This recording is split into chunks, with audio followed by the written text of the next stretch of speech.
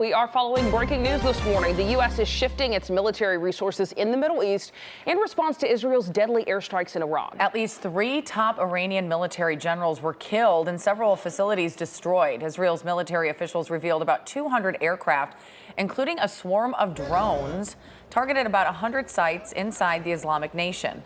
Israeli security agents told the AP that the Mossad spy agency planted explosive drones inside Iran ahead of time and activated them to target missile launchers at an Iranian base near Tehran. Prime Minister Benjamin Netanyahu said the mission was clear. A targeted military operation to roll back the Iranian threat to Israel's very survival. Iran vows to retaliate. President Trump wrote on Truth Social, "I gave Iran chance after chance to make a deal, but no matter how hard they tried, no matter how close they got, they just couldn't get it done." Joining us now with more insight on this developing situation is UCLA political science and law professor Benjamin Radd. Thank you for being here this morning. We appreciate it. Yeah, thank you for having me. You know, talking about that Truth Social post that just happened, I find it kind of odd because if you look at what Marco Rubio just said yesterday, was that there were going to be continued negotiations with Iran. What do you make of this? Well, it's part of the pressure tactics that President Trump usually likes to use in these scenarios. The idea being that the United States is interested always in continuing negotiations and diplomacy, but Iran has increasingly less leverage as this process continues. And so what President Trump is highlighting here is that if Iran doesn't want to see further setbacks or destruction or casualties, it would be very much inclined to negotiate and come to a deal sooner rather than later. Yeah, and of course, the U.S. has been very involved in these negotiations, but the White House was very quick to distance itself from this attack. There are still concerns, though, that Iran could retaliate against U.S. military bases in the Middle East. Iran right now lacks the capability to even defend its own territory from attacks coming from both without and within. Its primary goal right now is to, I think, not just respond to Israel, but to save face domestically and to show its people that it can actually protect its top-level military, scientific, and civilian leadership.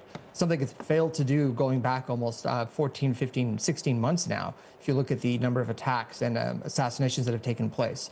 So I think at this point, even for it to consider a possible retaliation against U.S. or other forces would be way overstating its capability.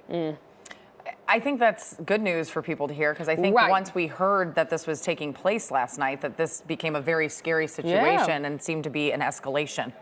Absolutely. I don't want to underscore that, this is dangerous, not just for Israel and Iran, but also for other allies in the region and the U.S. I mean, all countries that operate in the Middle East or have significant resources or trade relations or other strategic interests, all of this comes at risk. And anytime there's conflict of this magnitude, it pulls in more and more states and really takes away from the stability that's needed to prevent wars, future wars of this kind. So absolutely, this is a very dangerous time. And I think the U.S. is wise to want to push diplomacy as the one sort of safe off-ramp for Iran to take. Yeah, and watching all this yesterday, I'd love your insight on how effective this attack even was. Israeli Prime Minister Benjamin Netanyahu says he had to act immediately to eliminate a threat. He called the move self-defense. But I was reading that Iran's nuclear operations in some parts are even buried underground. So was this attack even effective in derailing their nuclear ambitions?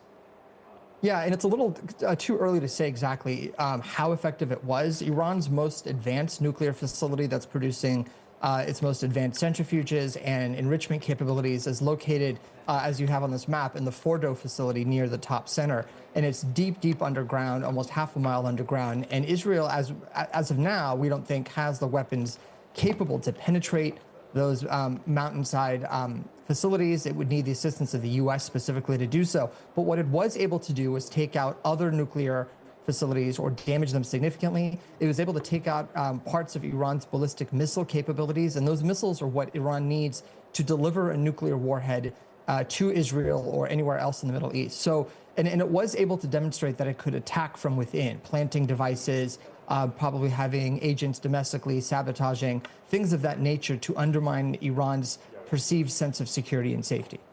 Well, it is scary, and there's a lot going on. I'm sure we'll be following this for a while to come. Benjamin Radd, thank you so much for helping us understand it a little bit better. Thank you.